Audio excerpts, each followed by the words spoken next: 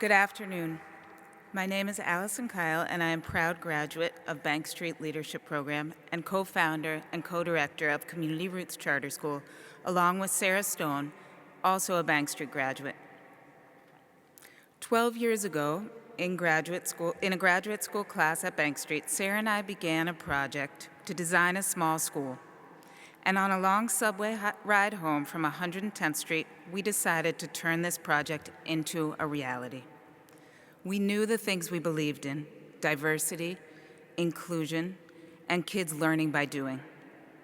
I was looking around the Fort Greene community where I live, and I did not see a school that was bringing together the incredible diversity that exists in our neighborhood. I did not see a school that was bringing joy to the classroom. I did not see a school where I wanted to spend 12 hours a day, nor did I see a school that believed that all children could succeed. And on this long train ride home, we decided that we were going to build this school. We began with 2 classes of kindergarten and 2 classes of first grade. And now, 10 years later, CRCS is a flourishing K-8 public school in Fort Greene, serving 450 students in grades K-8, having graduated 2 classes in their freshman and sophomore years of high school. And while I knew 10 years ago that creating an integrated school was important, I feel that more strongly now than ever, after the atrocities that are occurring in our country, like those in Ferguson, Staten Island, and South Carolina. And I believe that there is a tie between school segregation and the state of race relations in our country. And if you don't agree, I strongly encourage you to listen to the recent This American Life piece reported by Nicole Hannah-Jones, which begins by an examination of the Normandy School District, where Michael Brown attended school. It's a compelling look into the state of public schools in our country and the power of desegregation.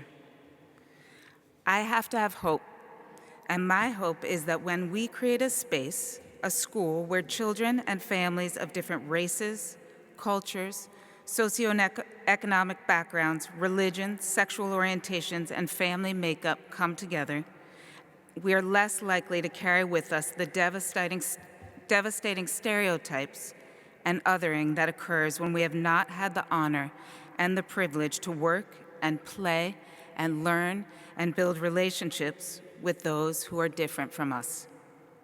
I have to believe that the atrocities that are being committed in our country right now are being done by people who have lived incredibly segregated lives where they have grown fear and hatred towards those that are different from them.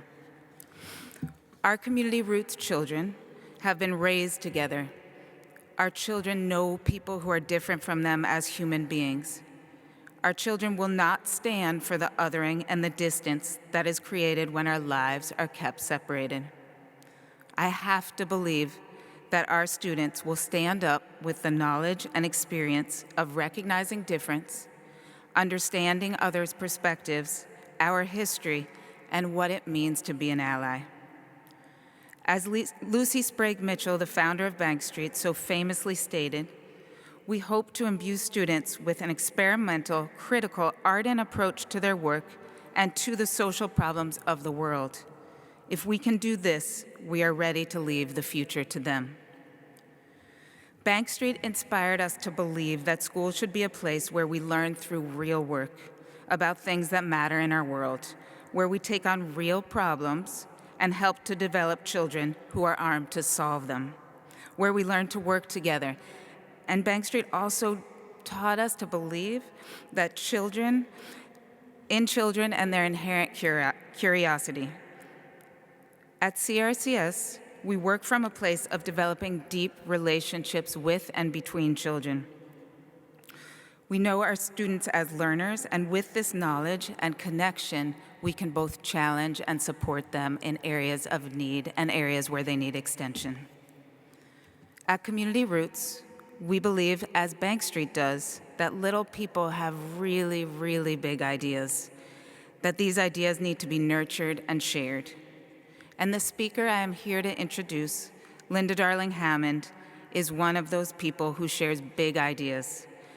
ideas that people working on the school level, as well as people working on huge policy initiatives, can listen to and learn from. Linda Darling Hammond is a professor of education at Stanford University, where she is faculty director of the Stanford Center for Opportunity Policy and Education. She is former president of the American Educational Research Association and member of the National Academy of Education, as well as the American Academy of Arts and Sciences. Her research and policy work focuses on issues of educational equity, teaching quality, and school reform. She has advised school leaders and policymakers at the local, state, and federal levels. In 2008, she served as director of President Obama's Educational Policy Transition Team. Her book, The Flat World in Education: How America's Commitment to Equity Will Determine Our Future, received the coveted Grawemeyer Award in 2012. Among her most recent books are Getting Teacher Evaluation Right, What Really Matters for Effectiveness and Improvement, and Beyond the Bubble Test: How Performance Assessments Support 21st Century Learning.